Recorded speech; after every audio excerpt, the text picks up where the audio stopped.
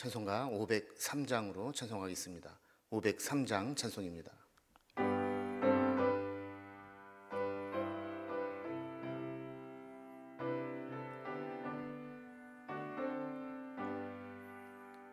세상 모두 사랑 없어 냉랭함을 아느냐.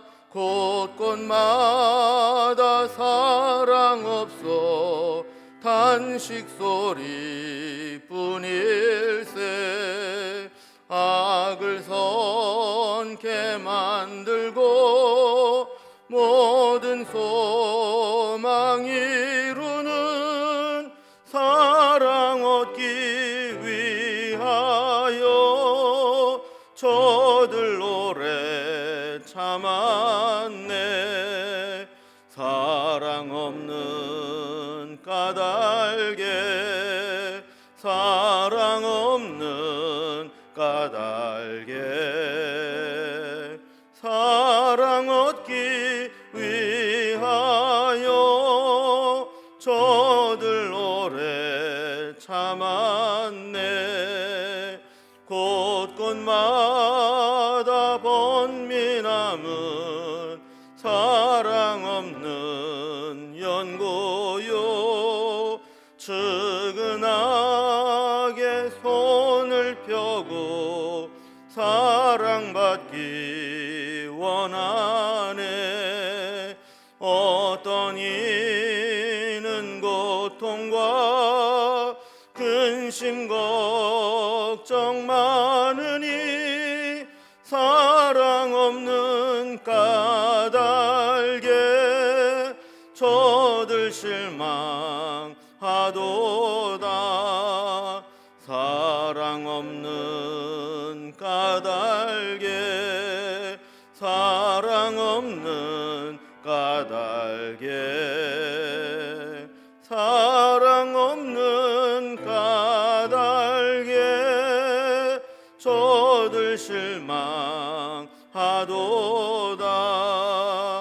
어떤 사람 우상 앞에 복을 빌고 있으며 어떤 사람 자연 앞에 사랑 요구하도다. 먼저 믿는 사람들 예수 사랑 가지고 나타내지 않으면 저들 실망하겠네. 예수 사랑 가지고, 예수 사랑 가지고 나타내지 않으면 저들 실망하겠네. 기갈 중에 있는 영혼 사랑받기 원하며 아이들도 소리 질러 사랑받기 원하네. 저들 소리 들을 때 가서 도와줍시다. 만민 중에 나가서 예수 사랑 전하세. 예수 사랑 전하세. 예수 사랑 전하세. 만민 중에 나가서 예수 사랑 전하세. 아멘. 오늘 함께 나눌 하나님 말씀은 구약성경 욥기 15장 17절에서 35절까지 말씀입니다. 욥기 15장 17절에서 35절까지 구약성경 775면에 있습니다. 말씀을 제가 봉독하겠습니다. 내가 네게 보이리니 내게서 들으라. 내가 본 것을 설명하리라. 이는 곧 지혜로운 자들이 전하여 준 것이니 그들의 조상에게서 숨기지 아니하였느니라. 이 땅은 그들에게만 주셨으므로 외인은 그들 중에 왕래하지 못하였느니라.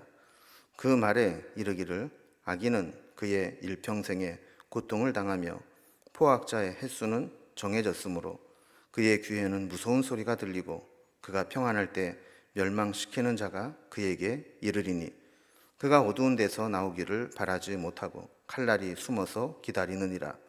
그는 헤매며 음식을 구하여 이르기를 어디 있느냐 하며 흑암의 날이 가까운 줄을 스스로 아느니라. 환난과 역경이 그를 두렵게 하며 싸움을 준비한 왕처럼 그를 쳐서 이기리라. 이는 그의 손을 들어 하나님을 대적하며 교만하여 전능자에게 힘을 과시하였음이니라. 그는 목을 세우고 방패를 들고 하나님께 달려드니 그의 얼굴에는 살이 찌고 허리에는 기름이 엉기었고 그는 황폐한 성읍 사람이 살지 아니하는 집 돌무더기가 될 곳에 거주하였음이니라. 그는 부유하지 못하고 재산이 보존되지 못하고 그의 소유가 땅에서 증식되지 못할 것이라. 어두운 곳을 떠나지 못하리니 불꽃이 그의 가지를 말릴 것이라. 하나님의 입김으로 그가 불려가리라. 그가 스스로 속아 허무한 것을 믿지 아니할 것은 허무한 것이 그의 보응이 될 것임이라. 그의 날이 이르기 전에 그 일이 이루어질 것인즉 그의 가지가 푸르지 못하리니 포도 열매가 익기 전에 떨어짐 같고 감람꽃이 곧 떨어짐 같으리라. 경건하지 못한 무리는 자식을 낳지 못할 것이며 뇌물을 받는 자의 장막은 불탈 것이라. 그들은 재난을 잉태하고 죄악을 낳으며 그들의 뱃속에 속임을 준비하느니라. 아멘. 고난당하고 있는 욥에게 친구들이 찾아와서 처음에는 위로를 하려고 했지만 조언을 해주겠다고 시작된 충고는 반론과 논쟁으로 이어지게 되었습니다. 그래서 엘리바스 또 빌닷 소발이 돌려가면서 논쟁을 하면서 1차 논쟁이 이제 맞춰지게 되었고 15장부터는 이제 2차 논쟁이 시작됩니다.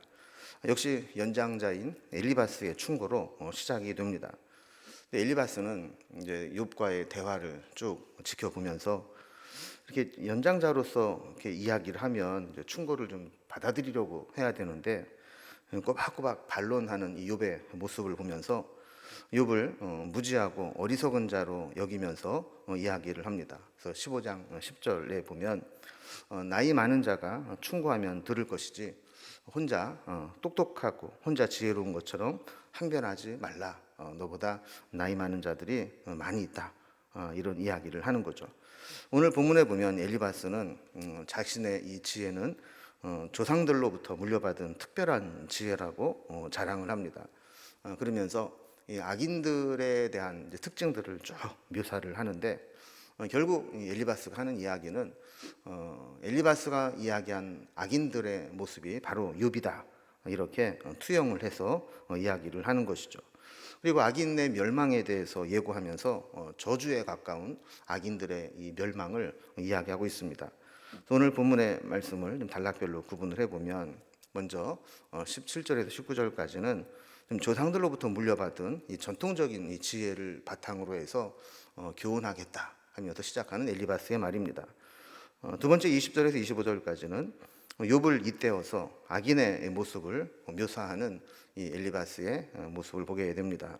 그리고 마지막 26절 35절까지는 이 악인의 이 비참한 결말을 이야기하면서 욥 역시 그렇게 악인의 모습을 돌이키지 않는다면 이런 비참한 결과를 맞을 것이다. 이렇게 경고하는 내용으로 되어 있습니다. 먼저 첫 번째 단락입니다. 이 엘리바스의 이 충고가 어디에서 왔느냐? 이 조상들로부터 물려받은 전통적 지혜로부터 온 것이다 하는 이야기를 합니다. 그러니까 엘리바스는 지금 자기가 어떤 기분에 의해서 감정적으로 이야기하는 게 아니라 연륜이 있는 조상들로부터 전해져 내려온 그런 지혜를 바탕으로 이야기를 하는 것이다라고 이야기를 하죠. 그래서 17절에 보면 내가 본 것을 잘 설명할 테니까 잘 들어라 이러면서 이야기를 합니다. 18절에 보면 이는 곧 지혜로운 자들이 전하여 준 것이니 그들의 조상에게 숨기지 아니하였느니라 그러면서 조상들로부터 받은 지혜를 이야기한다는 거예요. 10절 말씀을 다시 보면 우리 중에 머리가 흰 사람도 있고 연로한 사람도 있고 내 아버지보다 나이가 많은 사람도 있느니라 그러면서 이 엘리바스 역시 나이가 많고 엘리바스 주변에는 이렇게 나이 들고 지혜로운 사람이 많이 가까이 있다라는 것을 이제 강조합니다. 18절에서도 이렇게 지혜로운 조상들이 전해준 것을 내가 말하고 있으니까 내 말을 허투루 들어서는 안 된다 이런 이야기를 하는 겁니다. 19절에 보면 엘리바스가 자기는 원래 지혜의 본고장에서 왔다라는 것을 강조합니다. 그래서 이 땅은 그들에게만 주셨으므로 외인은 그들 중에 왕래하지 못하느니라 그랬습니다. 여기서 이 땅은 엘리바스의 이제 고향 대만을 의미하는데 이 대만은 에돔 지역의 중심지로 알려져 있습니다. 예로부터 이 에돔 사람들이 지혜로운 자들로 소문이 나 있었다고 합니다. 그래서 엘리바스는 자기가 살고 있었던 이 땅, 이 대만 지역은 다른 지역에서는 감히 따라올 수 없는 지혜를 가지고 있는 지역으로서 조상들로부터 축적된 지혜를 가지고 내가 욥에게 권면하는 것이니까 가볍게 듣지 말고 잘 새겨 들어라. 이런 이제 자기 말의 권위를 이야기하는 것이죠.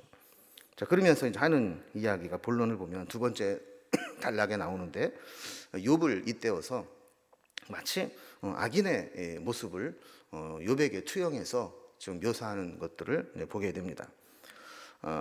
엘리바스가 오랜 세월 축적된 지혜를 얻은 내용이 뭐냐 그랬을 때 20절에 보면 그 말에 이르기를 악인은 그의 일평생의 고통을 당하며 포학자의 횟수는 정해져 있으므로 그랬습니다.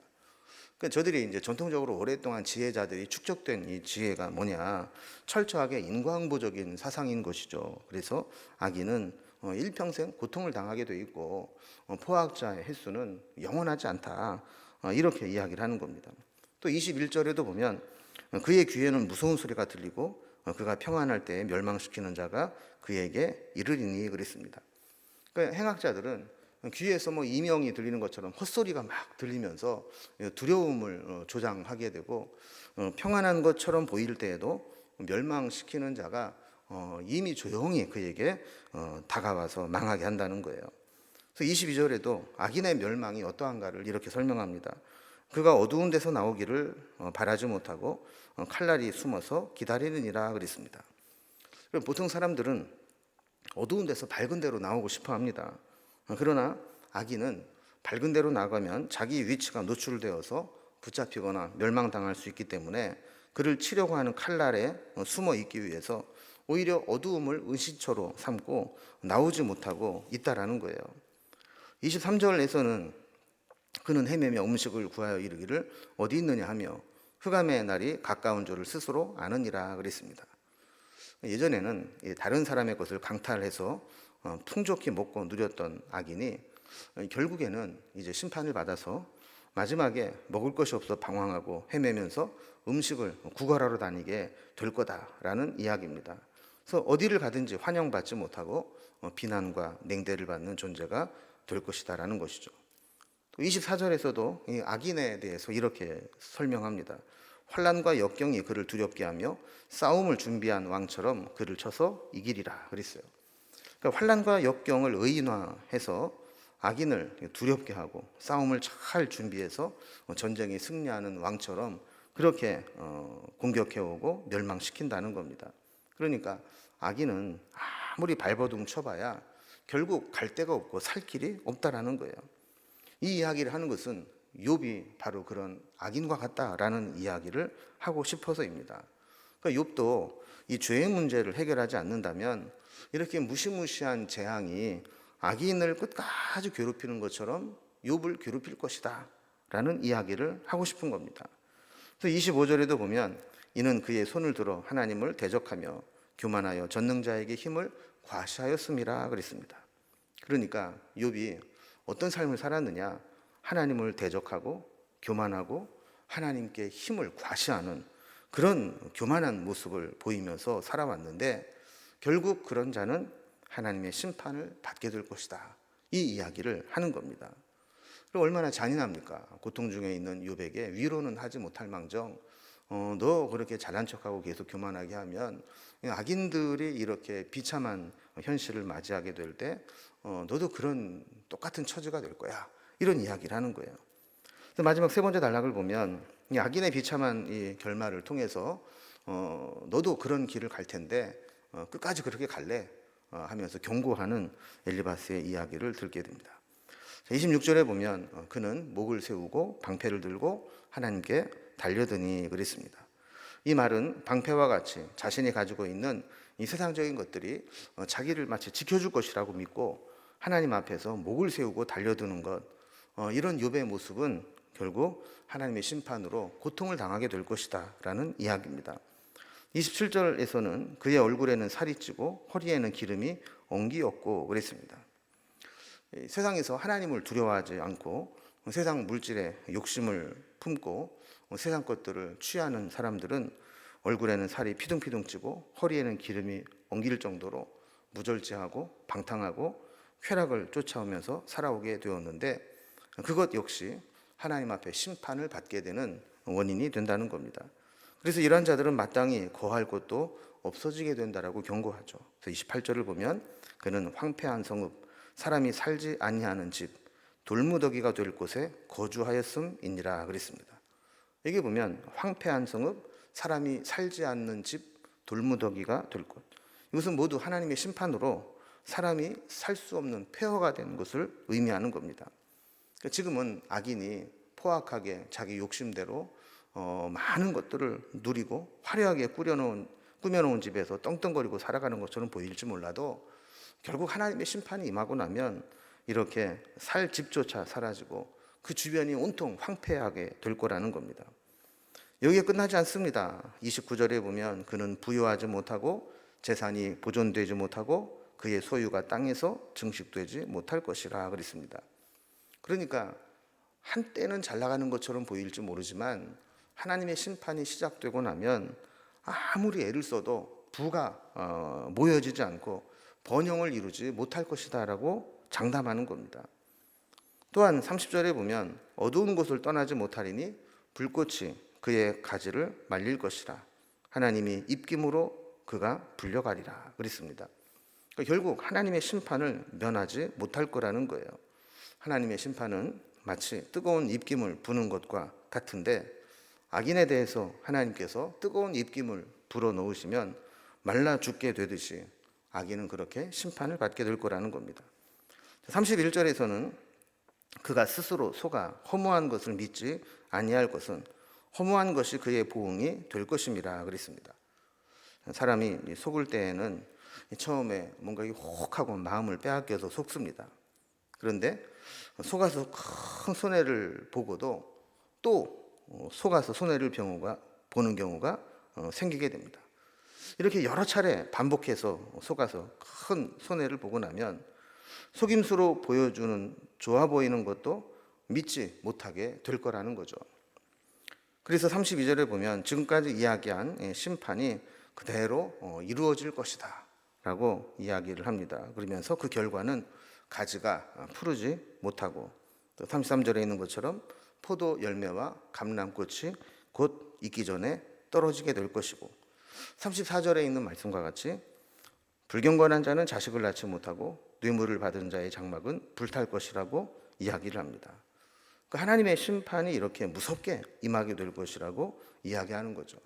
그래서 마지막 35절에 보면 그들은 재난을 잉태하고 죄악을 낳으며 그들의 뱃속에 속임을 준비하느니라 그랬습니다. 욕심이 잉태한 즉 죄를 낳고 죄가 장성한 즉 사망을 낳느니라 말씀처럼 계속해서 재난을 잉태하고 또 죄악을 낳고 뱃속에서 속임을 준비하는 이 심판의 시가 계속해서 심겨져서 악순환이 계속되게 될 것이라 하는 겁니다. 여러분 우리는 여기에서 이 상대방의 삶을 제대로 알지도 못하면서 함부로 판단하고 충고하는 것이 얼마나 위험한 것인가를 보게 됩니다. 그래서 욥은 자기 입장에서 경건하게 살고자 노력했음을 항변했지만 결국 이 친구들은 그렇지 못하고 계속해서 정죄하고 말로 피해를 주고 고통을 주는 것을 보게 되는 것이죠. 우리도 인과응보의 일반적인 지식이 맞을 때가 있기는 하지만 이것이 항상 그렇지 않을 수 있다는 것을 기억하면서 우리가 함부로 남을 판단하고 재단하는 일이 없어야 되리라 믿습니다. 기도하겠습니다. 하나님 아버지, 엘리바스는 욥의 모습을 실제로 깊이 알지도 못하면서 자기가 알고 있는 지식으로 욥을 정죄하고 판단하고 비난하는 것을 보게 됩니다. 얼마나 무책임하고 얼마나 가혹한 일인지 알지 못하고 논쟁을 하면서 감정에 이끌려서 악인에게 퍼붓는 이 저주가 욥에게도 이르게 될 것이라고 이야기하는 것을 보게 됩니다. 우리도 행여라도 다른 사람을 내 생각대로 너무 쉽게 판단하거나 재단하지 않게 하시고 그 사람에게 하나님께서 숨겨놓으신 섭리와 뜻이 무엇인지를 분별하며 조용히 기도해주고 위로해주는 삶을 살아갈 수 있도록 인도해 주시옵소서. 오늘도 하루를 살아가는 날 동안 우리에게 불평과 원망이 사라지게 하여 주시고 감사 위에 감사를 덮어 은혜 위에 은혜가 쌓여가는 그런 삶이 될 수 있도록 인도해 주옵소서. 오늘 하루도 우리의 삶을 지켜주시고 기도하는 것들을 들어주시며 기도응답의 열매들과 간증이 넘쳐날 수 있도록 우리의 삶을 복되게 하여 주옵소서. 오늘 하루도 온전히 주님께 부탁드리며 예수님의 이름으로 기도드리옵나이다. 아멘. 각자의 기도 제목들로 자유롭게 기도하시겠습니다.